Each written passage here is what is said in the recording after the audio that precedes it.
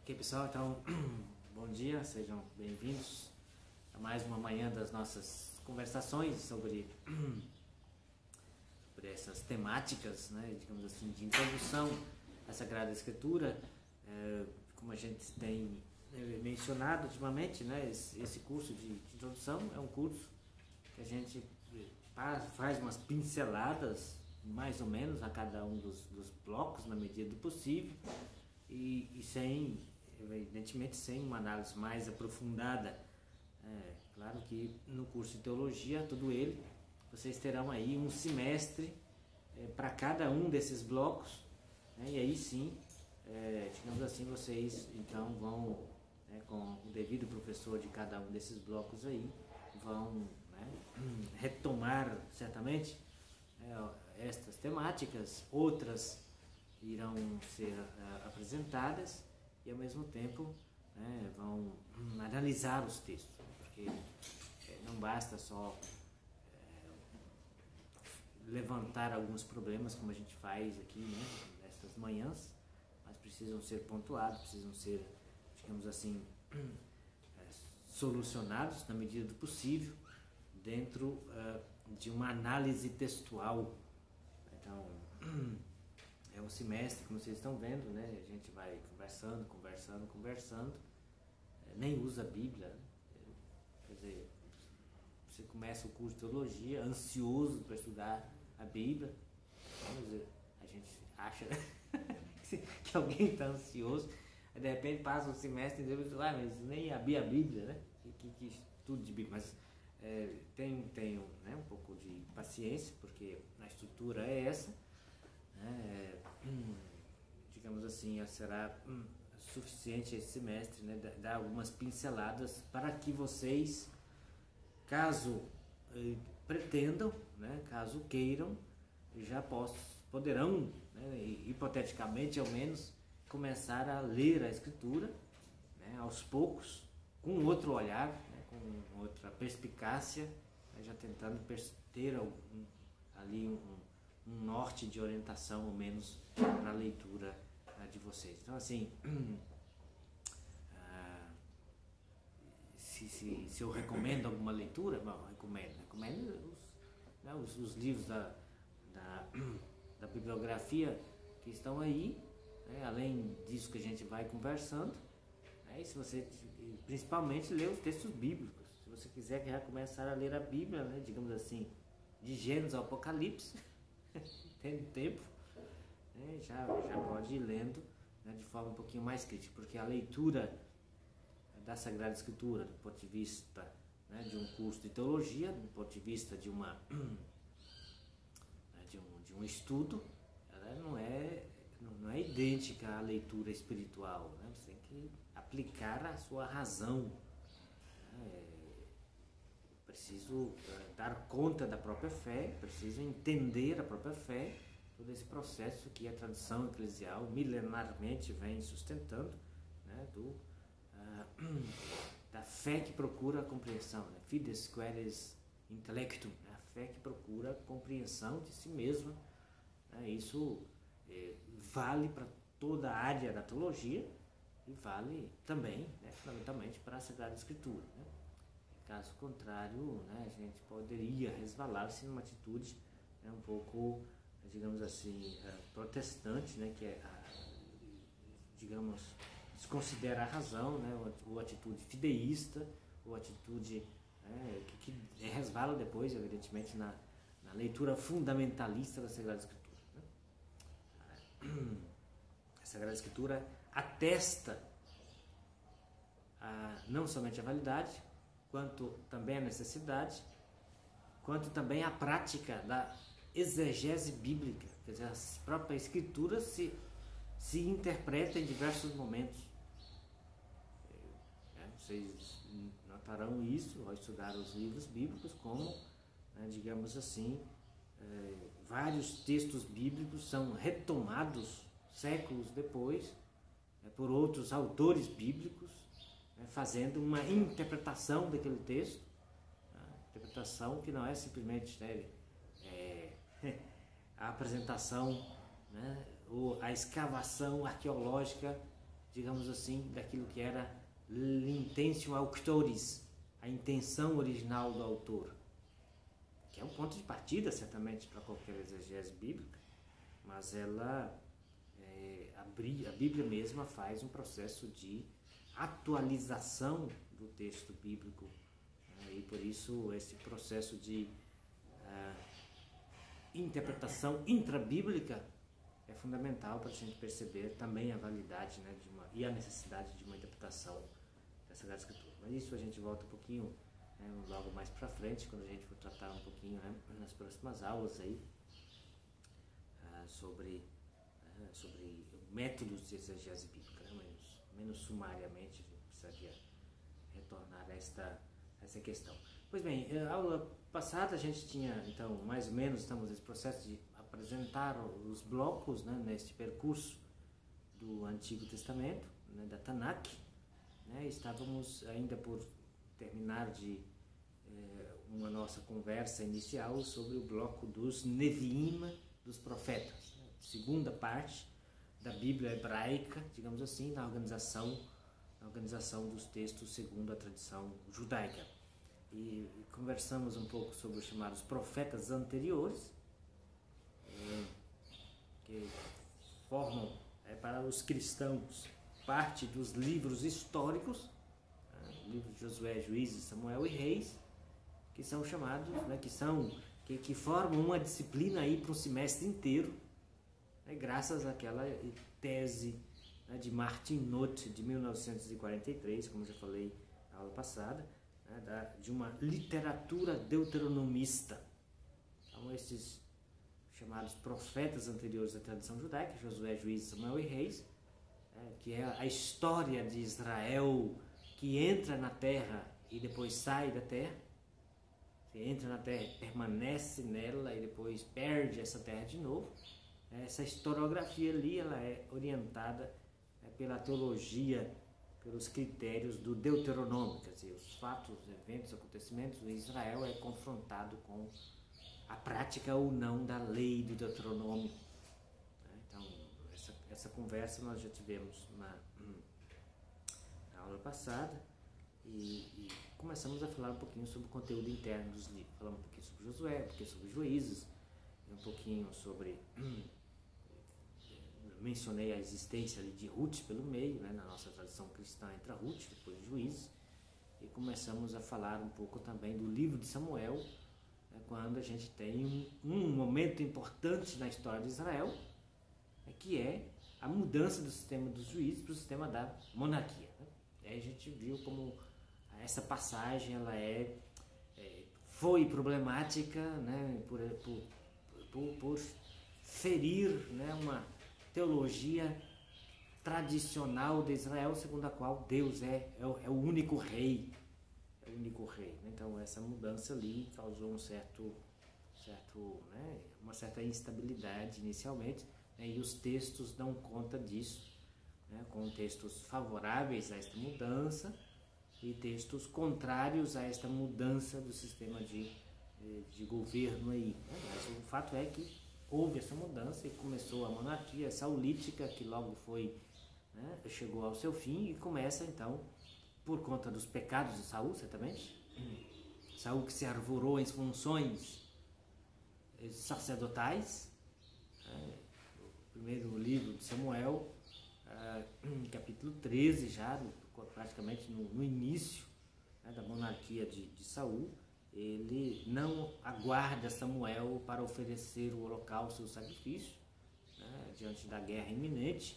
Ele quis, então, se preparar com este ritual religioso. O profeta tardou, ele se arvorou em funções religiosas. Samuel, né, declarou que Deus já retirou a sua realeza e deu alguém melhor do que ele. E depois, no segundo momento, né, a segunda... finalmente retirado da monarquia definitiva de Saul, foi o fato de ele, combatendo os amalecitas, né, por ordem divina, conseguiu a vitória, mas não colocou em prática o princípio do herem, o extermínio, passar todo mundo ao fio da espada e os despojos de guerra, tacar fogo, oferecer a Deus. Esse negócio de queimar Era uma forma de fazer passar a Deus, né? Porque está ali a coisa, né? Os objetos, e você põe fogo, queimou, sumiu, não tem mais, né? Então a fumaça sobe a Deus. Não, ele não praticou isso, né? Samuel então pela segunda vez, né, declara, né, a reação divina a este seu comportamento, dizendo que agora Deus não quer mais saber dele, né? Não quer mais saber.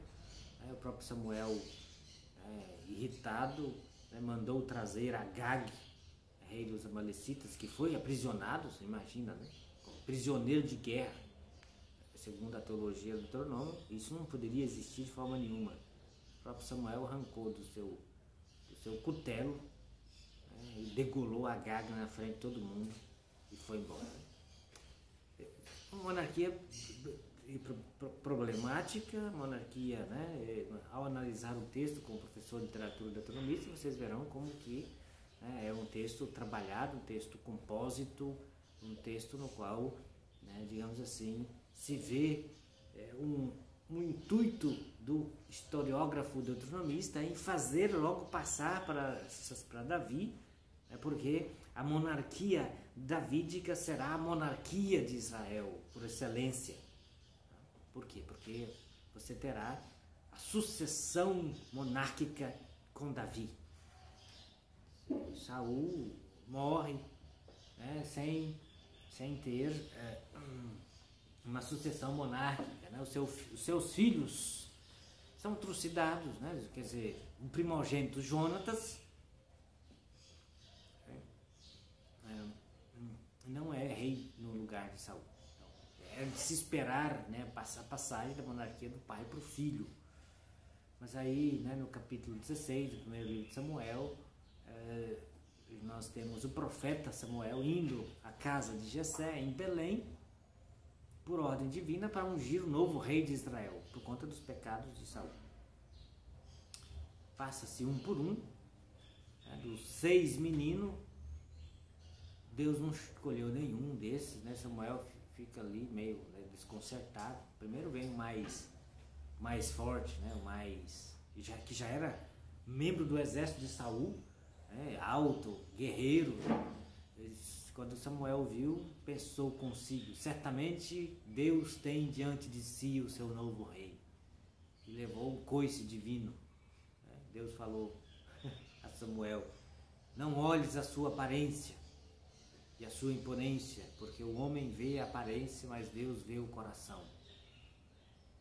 E aí vai passando, né, do mais velho ao mais novo, até chegar ao mais novo, foi nenhum. Samuel pergunta a Jessé: acabou seus meninos? Não tem mais ninguém não?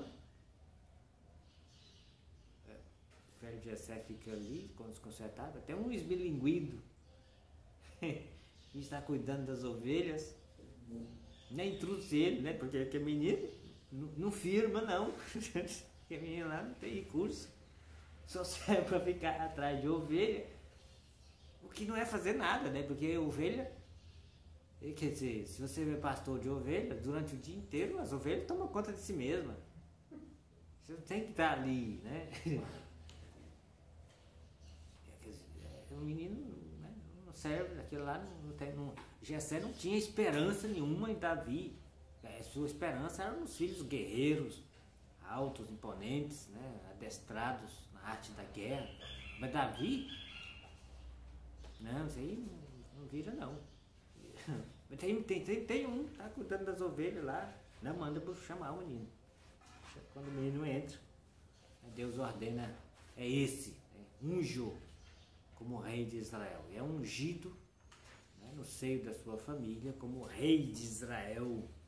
É uma unção secreta, porque está no seio da família, não pode contar para ninguém. Por quê? Porque embora Deus se apartou de Saul, Saul não abandonou a coroa, está lá sentado no seu trono, a coroa está na cabeça, e aí de alguém se aparecer dizendo assim: olha, dá licença, Deus não quer você mais aí, deixa eu sentar nesse lugar. Então, Davi tem a sua vida em perigo, certamente, se alguém descobre que ele é o novo rei de Israel enquanto Saul está vivo. Aí a gente tem essa situação, né, de um rei sentado no trono, Saul, com a coroa na cabeça, mas diante de Deus não é mais rei. Então o que faz a monarquia em Israel não são as vestes do rei nem a coroa na cabeça. O que faz um rei para Israel perante Deus, né, é o coração que agrada a Deus, do seu eleito, do seu ungido, aquele que foi ungido como rei. Então é Davi, né? Então teologicamente, a partir desse momento, a partir do primeiro livro de Samuel, capítulo 16, o rei, segundo Deus, é Davi. Mas historicamente, quem é rei, quem está sentado no trono é Saul, com a coroa na cabeça e a espada na mão, né? E enlouquecido com medo de alguém tomar o seu trono. O que é curioso é que Saul, de fato, tem esse problema, né, de transtorno bipolar. Muda de humor, se torna violento, o espírito mal do Senhor recai sobre ele. São categorias interessantes, né, que, como a gente conversou, né, digamos assim, o pessoal que estuda psicologia analisa, né, as manifestações de doenças psicológicas em personagens bíblicos. O candidato mais bem estudado é o rei Saul. O que é interessante é que Davi é trazido à presença de Saul para servi-lo, inicialmente por conta da sua habilidade musical, né? Porque Davi está cuidando das ovelhas, não tem o que fazer, né? Entediado, as ovelhas lá, eles de cá, fazer o quê, né? A ovelha está lá, come, deita, dorme, ele lá do lado, né? O dia inteiro mexendo com essas ovelhas. Não tem que fazer o quê? Começou a fazer um curso de pianista não, de arpista. Aí começou a dedilhar ali, né? A harpa, né? Não, um instrumento de corda, a harpa na antiguidade não é bem assim. Embora o termo hebraico kinor significa, normalmente é traduzido como harpa, mas não vai pensar nessas harpas modernas aí, né? A harpa, sei lá, aquele negócio enorme, bonitão, cheio de cordas, um pedaço de madeira, mais parecido com um berimbau de 6 cordas, né? De 3 cordas, do que mesmo uma harpa propriamente dita. É isso que Davi faz, é adestrado nisso, né? E portanto sabe dedilhar esse negócio. E alguém sugere, o rei está, né, atormentado, quem sabe um pouco de música poderá lhe fazer bem. Um outro já grita do outro lado: eu conheço o filho de Jessé, ele toca bem, é um menino bonito. Tem que ser bonito, feioso na frente do rei, né? causa incômodo. Menino de boa aparência. E é curioso, né? Se menciona até que ele é guerreiro. Mas guerreiro de quê? Bom, o menino é trazido e Saul o amou quando viu e o colocou como seu escudeiro. E quando o espírito mal vinha sobre ele, né, Davi tocava a harpa e o rei se acalmava. Então, Davi, que é rei segundo Deus, está servindo o rei Saul, segundo a história, né, porque é Saul que está com a coroa na cabeça e, portanto, está com o pescoço, né, por um fio. Então, esse ingresso de Davi a serviço de Saul é interessante, né, porque, digamos, é quase por digamos assim, né, uma providência divina. E Deus o traz a serviço de Saul. Providência divina por quê? Porque Davi é um menino, não entende nada de monarquia, não entende nada de realeza, não entende nada de governo, não entende nada disso, daquilo, de exército, né? Na antiguidade, para você ser rei, você tinha que ter, né, estatura política e ao mesmo tempo destreza para a guerra. Como o problema é esse, como que se transforma um menino num rei? Essa que é a questão, né? E por isso Deus o traz à presença de Saul. Davi vai aprender com Saul, né, a arte do governo. Historicamente é isso. O texto bíblico não diz isso explicitamente, mas essa é a dinâmica do aprendizado humano. Davi vai aprender com Saul a arte do governo, da política, e vai aprender com Jonatas, né? Jonatas, o primogênito de Saul, a arte da guerra. Então Deus o traz à presença, né, de Saul, né, para servir a Saul, né, certamente também para esse processo aqui de aprendizado. E aí Davi quase imediatamente já passa, né, para uma outra função, manifesta uma outra função sua, que é aquela, né, da guerra, de guerreiro. Mas que é um negócio assim, né, um pouco estranho, porque é um guerreiro, guerreiro de que medida? O guerreiro que enfrenta Golias de Gat, o gigante. Esse menino que enfrenta um gigante. É um campeão do exército dos filisteus. E o texto certamente é reflexo de uma redação tardia, né? Porque esse negócio de gente, tem dois exércitos, lá e de cá, né? Não, gente, a gente não vai se matar assim, não, né? Porque depois alguém vence, mas sobra com 3, 4 pessoas. E as próximas guerras eu vou fazer o quê? Porque essa batalha aqui vai ser bruta, não vai sobrar quase ninguém, nem de um lado nem do outro. Se por acaso alguém vencer, vai sobrar, né, com a perna só, com 3, 4, né, soldados. E a próxima guerra que o vencedor tiver que combater com o quê? Então vamos fazer assim: você escolhe o seu melhor guerreiro, eu escolho o meu melhor guerreiro, e pronto. Aí a gente eu poupo meu exército de cá, você poupa seu exército de lá, e a gente, né, perde só um guerreiro. Quem perder, perde só um guerreiro, né, e os demais ficam vivos. Os demais ficam vivos, mesmo que aquele exército perdedor terá que se submeter ao outro exército. Mas ao menos está com vida, né? Não vai ter perna para um lado, cabeça para o outro, tripa enrolada no pescoço, né? Sei lá o que, esse negócio era bruto. Pior do que briga de foice no escuro. Pedaço voando para todo lado. Picado mesmo, na violência, né? Espada na barriga, as tripas no chão. Você leva uma espadada na barriga, as tripas caem no chão, você não morre na hora, né? Você olha ali, fica ali, né? Gemendo. Demora ainda, 5, 10 minutos, não sei, nunca tive minhas tripas arrancadas. Mas a brutalidade é realmente, né, nas guerras era desse jeito, não como guerra hoje, que é arte tecnológica. Então, e esse elemento aqui é muito tardio, isso aparece com o exército macedônico. Quer dizer, remontar isso aqui, né, no século XII, século XI, antes de Cristo, na época dos hebreus, né,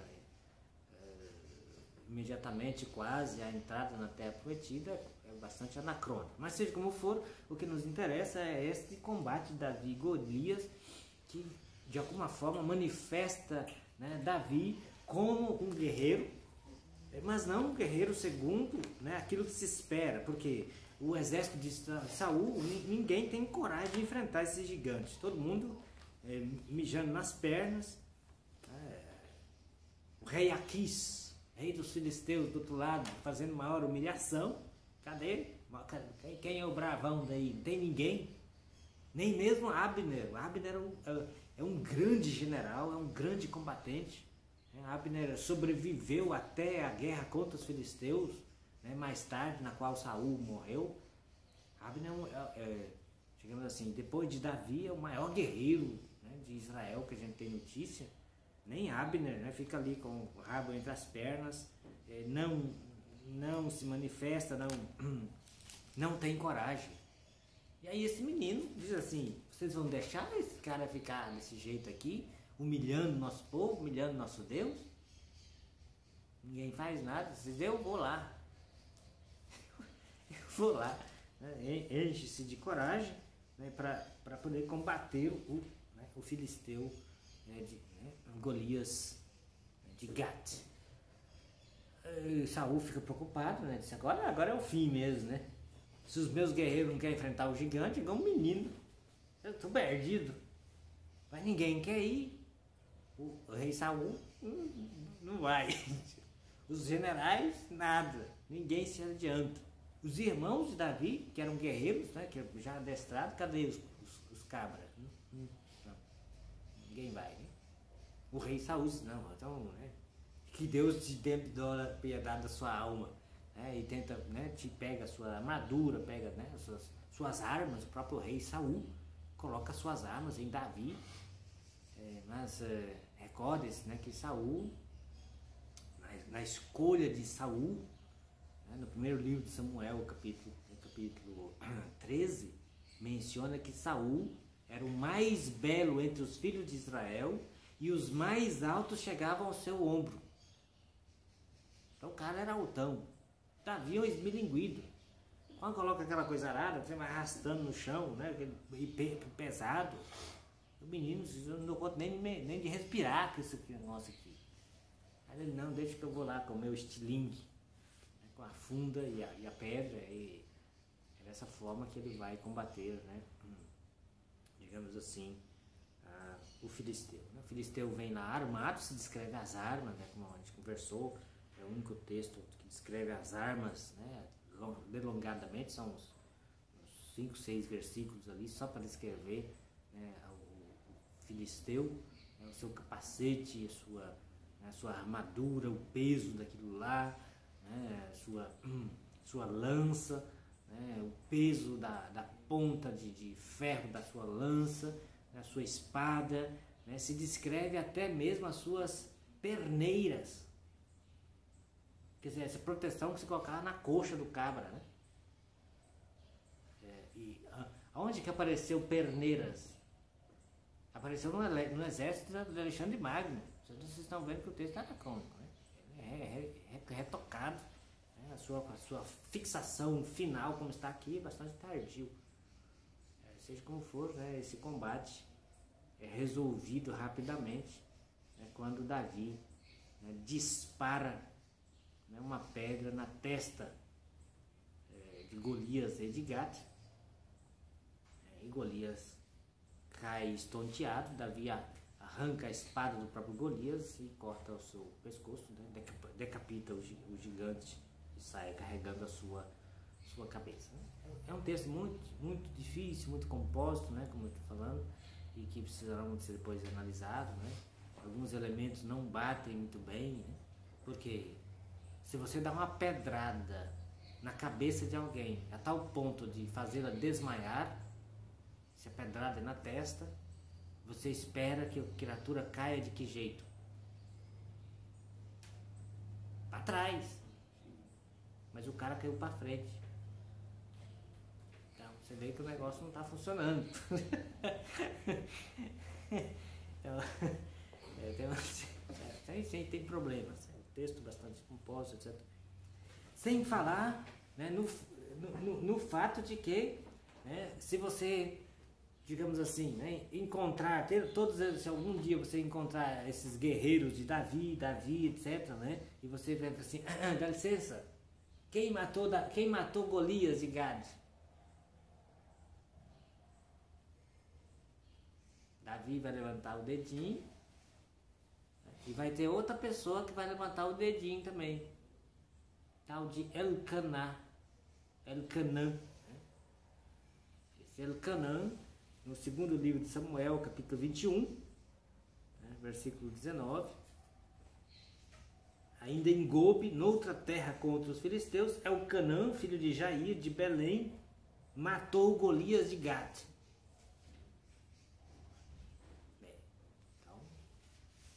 Tem 2 candidatos aí, né? Para matar Golias, né, de Gate, né? Então, é um problema, né, que digamos assim, né, de saber essa tradição, né, da morte desse grande guerreiro. Hoje, né, uma boa parte dos biblistas, né, os biblistas, digamos assim, mais sérios, né, arqueólogos também, Israel Finkelstein, do qual eu já mencionei para vocês, que é um grande arqueólogo judeu, né, de Israel, esse que não está, digamos assim, propriamente a serviço, digamos, né, do Departamento Arqueológico de Israel para finalidades políticas, né, tanto ele quanto Thomas Romer, né, que é esse grande estudioso, linguista, né, da Universidade do Collège de France em Paris, que também é arqueólogo, né, eles mais ou menos analisando essas tradições aqui, especificam mais ou menos de que possivelmente, né, quem matou de fato Golias foi Elcanã. E depois o negócio, né, foi, digamos assim, reconstruído, né, e colocado na figura de Davi. A figura de Davi para engrandecê-lo. Como a gente já mencionou antes, a gente tem um livro de crônicas, que é uma espécie de reedição de toda essa historiografia. O livro de crônicas, os autores do livro de crônicas perceberam esse problema. Quer dizer, lá no capítulo 17 do primeiro livro de Samuel, é Davi quem mata Golias. E no segundo livro de Samuel, capítulo 21, esse é Elcanã. Então, tem que resolver o assunto. E aí, né, muito habilidosos os escritores, os editores, digamos assim, do livro de crônicas, resolveram a questão no primeiro livro de crônicas, capítulo 20, dizendo, versículo 5, Elcanã, filho de Jair, matou Lami, filho de Golias de Gade. Deu mais ou menos a solução, né? Dizendo, bom, de fato Davi matou um gigante, que é Golias. Mas Elcanã também matou um gigante, mas não era quem era. Era o filho de Golias, que também cresceu e ficou gigante. Uma solução assim, mais ou menos, né, astuciosa para resolver a questão. Bem, não temos tempo de aprofundar, nem de analisar todo esse material, também não é o caso agora, né? Seja como for, a gente tem um processo no qual Davi, né, aos poucos, né, vai ou sendo conduzido por Deus para prepará-lo, né, Deus preparando-o para ser rei de Israel. Para e passo com isso, a gente tem atitudes, gestos, comportamentos de Davi, que o próprio Davi prepara-se a si mesmo para ser rei, né, e costura uma trama política, né, com astúcia também. Digamos assim, Davi nunca quis pôr a mão em Saul. Teve duas ocasiões, né, importantes para liquidá-lo, não quis matá-lo, mesmo sendo perseguido, fugido, né, digamos assim, da presença de Saul, teve a oportunidade de matar Saul, não quis, né, longe de mim, colocar a mão, né, no ungido do Senhor. Então Davi tem uma grande reverência pelo rei Saul, embora perseguição e tudo mais, né, nunca quis mal ao rei Saul. Davi tem essa consciência, eu só sento no trono depois que Saul morrer, e não será pelas minhas mãos. Então isso é um ponto seguro. De tudo isso, esse volume de texto aqui, esse é um ponto seguro.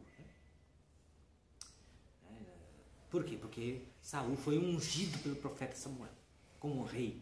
E Davi tem essa consideração tremenda, né? Que essa unção, na cabeça de Davi, teologicamente, na cabeça de Davi, a unção não pode ser retirada. Ah, bom, Deus se apartou dele, mas o cara continua ungido. Para Davi, Saul é sempre o ungido do Senhor. Esse é um ponto seguro.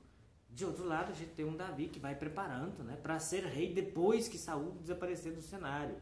Né? Davi, né, aceita casar-se com a filha do rei, então você é plebeu, para você se tornar nobre, você casa com a filha do rei, com a princesa, etc. Você tem um Davi que faz aliança com Jonatas, né, esse amor, esse apaixonamento desses dois aqui, né, o fato de Jonatas tirar toda a veste, o cinto, a espada, a armadura, entregar para Davi, né, é uma passagem de personalidade, quer dizer, quem é o verdadeiro príncipe, quem é o verdadeiro herdeiro da monarquia, né, saulítica, quem vai levar à frente a monarquia? É Davi, não Jonatas.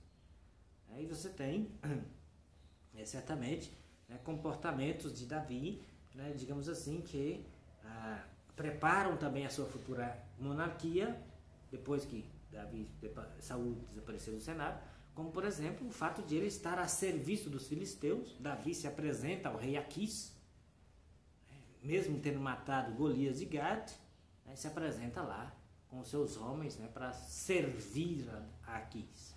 O rei Aquis, rei dos filisteus, aconselhado pelos seus generais, recebe, digamos assim, a Davi no seu exército e vencerá muitas batalhas. Então Davi conseguirá muitas vitórias para os filisteus, mas ao mesmo tempo esses inimigos dos filisteus eram também inimigos de Israel, e por isso ele vai, né, desafogando territórios que futuramente ele, Davi, mesmo irá governar. E mais, enquanto ele vai vencendo esse pessoal, né, esses inimigos dos filisteus e ao mesmo tempo inimigos do povo de Israel, Davi vai preparando a sua monarquia, né, fazendo mensalão, mandando presentinhos, né, para os anciãos, os despojos de guerra.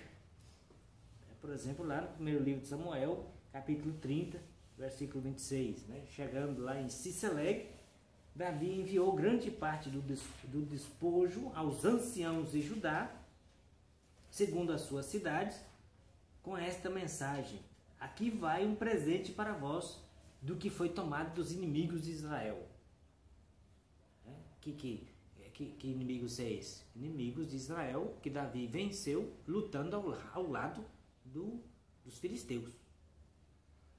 Então é a mais antiga referência que a gente tem de um mensalão. Não é por nada que esses anciãos, né, serão os primeiros a proclamá-lo rei. Claro, todo mês chega um pacotão cheio de dólares. Então você tem, né, um Davi que, né, também tem uma estratagema, né, vai se preparando para ser depois aclamado, reconhecido como rei após a morte, né, do rei Saul. Então essa passagem chamada Ascensão de Davi ao trono, né, que começa no primeiro livro de Samuel, capítulo 16, e vai até o segundo livro de Samuel, capítulo 7. Né? No segundo livro de Samuel, capítulo 2, ele é reconhecido, é ungido de novo pela segunda vez, rei pelos anciãos de Judá, e Davi se torna rei em Hebrom. É o primeiro lugar onde ele começa a reinar, a primeira capital, em Hebrom, no sul, né? E aí ele governa, é reconhecido como rei, ungido como rei sobre o território de Judá. E depois, no segundo livro de Samuel, capítulo 5, após a morte do único filho sobrevivente de Saul, Isbaal, né, que foi assassinado, todos os anciãos de Israel, de todas as tribos, vêm e ungem Davi de novo, terceira vez, como rei sobre todo Israel, né, no segundo livro de Samuel, capítulo 5. Né, e o auge desta ascensão de Davi ao trono é o oráculo do profeta Natã a Davi, lá no segundo livro de Samuel, capítulo 7, né, que Davi manifestou o desejo de construir uma casa para o Senhor. Deus ficou muito satisfeito, mas disse: não serás tu que me construirás uma casa, mas eu é que construirei uma casa para ti, uma casa estável para sempre, um reino que não conhecerá fim. Está aqui a base da chamada expectativa da esperança messiânica de Israel. A esperança messiânica política de Israel. Né? Tanto é assim que Jesus será colocado da descendência de Davi, filho de Davi, né? Assentando nesse movimento que chegará até no primeiro século da era cristã, com a chegada de Jesus. Então ali é o auge da chamada ascensão de Davi ao trono. Ok, pessoal? Uns minutinhos de pausa, né? No próximo bloco a gente comenta um pouquinho essa segunda parte, né, do livro de Samuel, que é a sucessão davídica ao trono, né, e alguma coisinha sobre o último livro profético dos profetas anteriores, que são o livro dos reis, e passaremos aos profetas posteriores, isto é, os profetas maiores e menores, como nós da tradição cristã o chamamos.